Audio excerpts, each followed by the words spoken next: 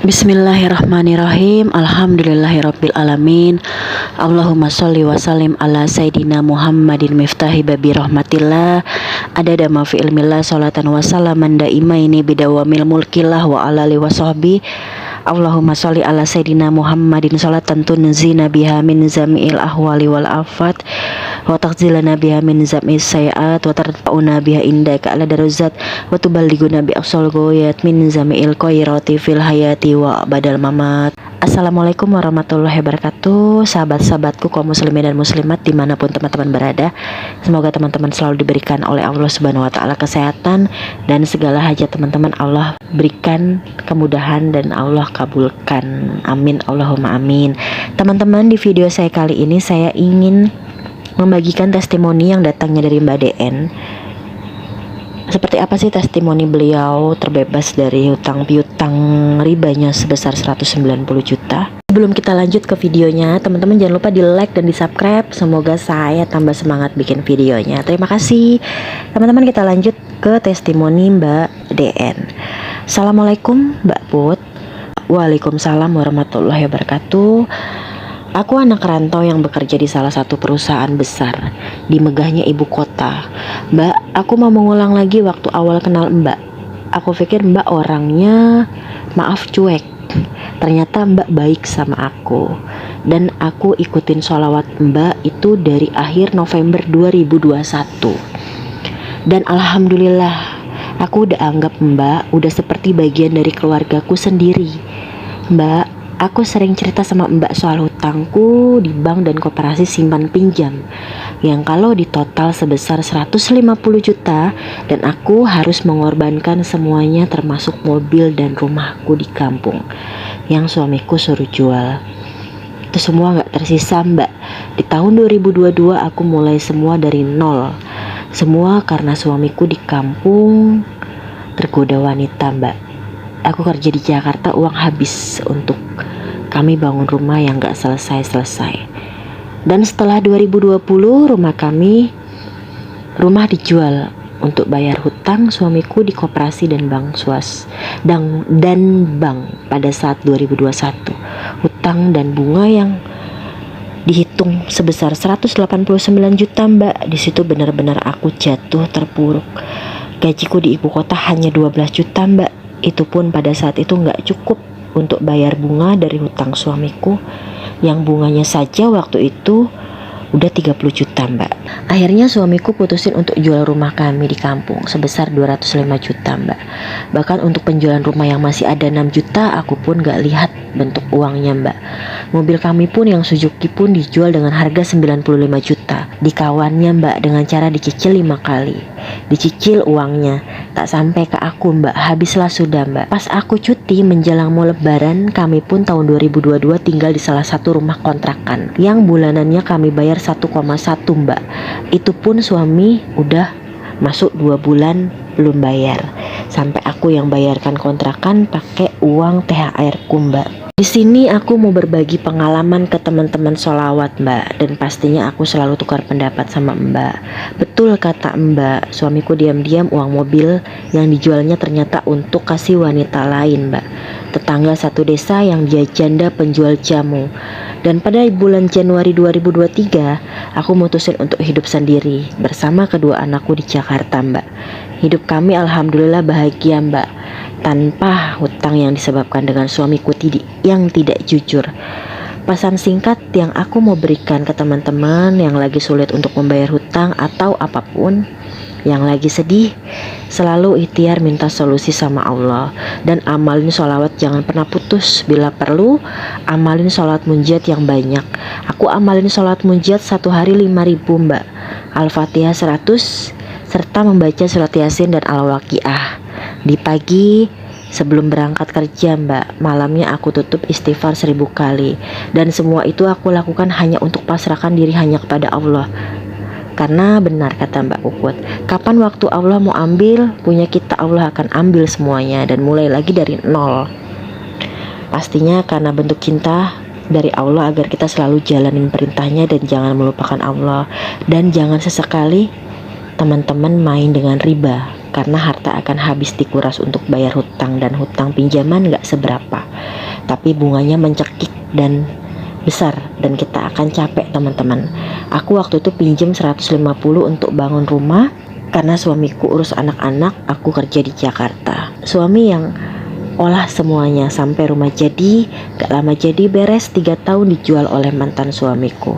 Teror yang aku dapatkan dari bank koperasi, dan karena kami telat bayar bunganya, sampai akhirnya Allah menolongku untuk mengorbankan rumah yang aku idamkan dan mobil.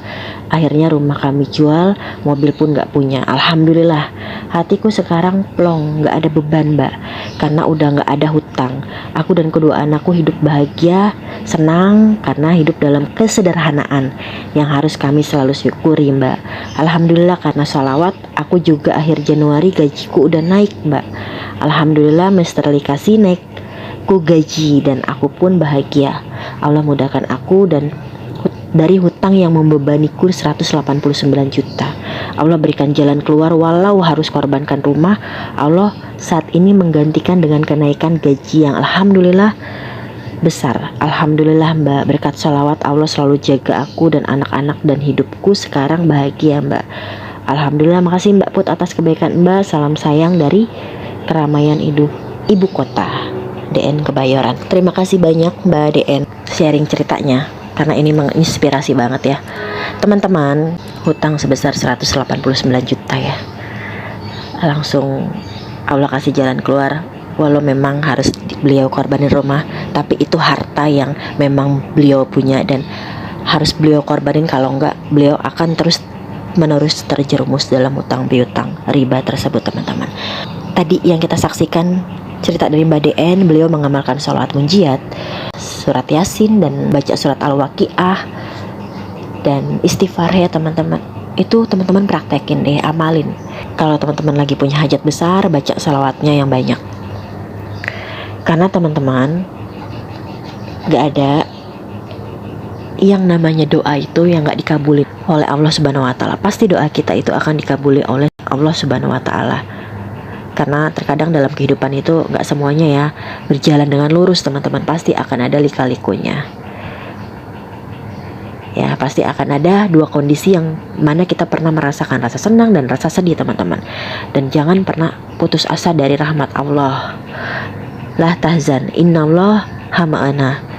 Sesungguhnya Allah itu bersama kita teman-teman. Jadi kita jangan pernah putus asa. Allah itu selalu bersama kita. Kita deketin Allah, kita ikhtiar dengan kita punya senjata sholawat.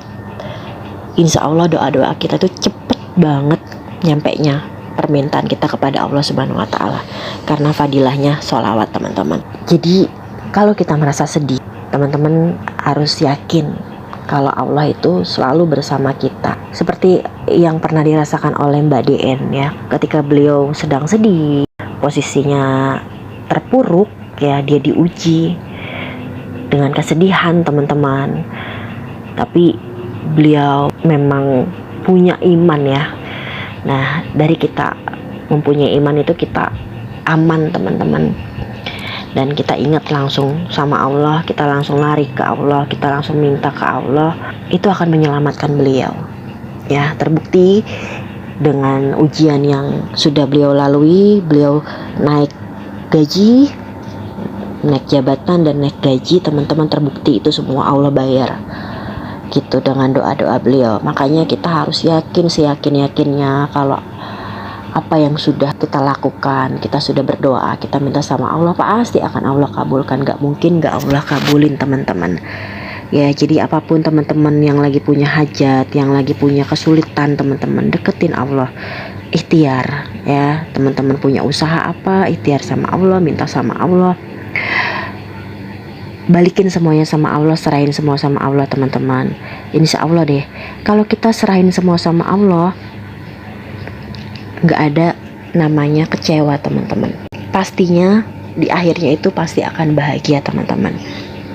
Nah teman-teman yang lagi terjerat hutang piutang riba, minta ampun sama Allah agar Allah selesaikan dengan cara Allah teman-teman ya. Kita sebagai manusia cuman bisanya ikhtiar, berusaha, dan jangan lupa berdoa. minta sama Allah supaya Allah yang selesaikan itu semua, teman-teman. Jadi kita nggak usah mikir kita dapat dari mana, Allah yang akan selesaikan. Insya Allah kalau Allah yang selesaikan, itu perkaranya mudah banget ya. Jadi kita yakin aja sama Allah bahwa setiap ujian pasti akan ada jalan keluarnya. Kita yakin sama Allah setiap doa pasti akan Allah kabulin, teman-teman. Ud'uni astajib lakum, mintalah kepadaku pasti akan aku kabulkan ya. Jadi minta sama Allah pasti akan Allah kabulin, teman-teman. Jangan pernah putus asa dari rahmat Allah Subhanahu wa taala. Nah, jadi apa yang tadi Mbak DN lakukan itu, beliau melakukan sholawat ya, sholawat, membaca sholat munjiat, membaca surat Yasin, membaca surat Al-Waqiah, dan istighfar sebanyak-banyaknya. Teman-teman bisa dilakukan setiap harinya. Saya pun sama ya. Jadi kadang kita juga punya hal-hal yang baik itu, yang saya selalu sharing ke teman-teman sholawat itu, lakukan sholawat sebanyak-banyaknya kalau kamu punya hajat besar. Puasa Senin Kamis ditambah puasa Daud, baca surat Yasin, Al-Waqiah, jangan pernah tinggalin sholat, apalagi sholat sunnah fajar dan subuh ya, karena itu membuka semua pintu-pintu rezeki, teman-teman. Gitu, saya selalu kasih tahu ke teman-teman sholat seperti itu. Nah, teman-teman, jadi kalau buat teman-teman yang lagi punya hajat besar, ayo teman-teman deketin Allah, lakukan semua kebaikan-kebaikan, dan sholawat sebanyak-banyaknya. Insya Allah dengan sholawat, doa kita itu pasti akan cepat terkabulnya, teman-teman. Bahkan Mbak DN pun punya hutang yang sebegitu besarnya, 189 juta, Allah berikan kemudahan, teman-teman. Dan setelah itu Allah gantikan dengan rezeki yang alhamdulillah, dengan kenaikan karirnya beliau. Mungkin itu aja yang bisa saya sampaikan. Mudah-mudahan tayangan ini banyak menginspirasi teman-teman. Kurang lebihnya saya mohon maaf jika ada salah kata yang terucap. Saya mengucapkan banyak-banyak terima kasih yang sebesar-besarnya. Akhir kata saya ucapkan wassalamualaikum warahmatullahi wabarakatuh.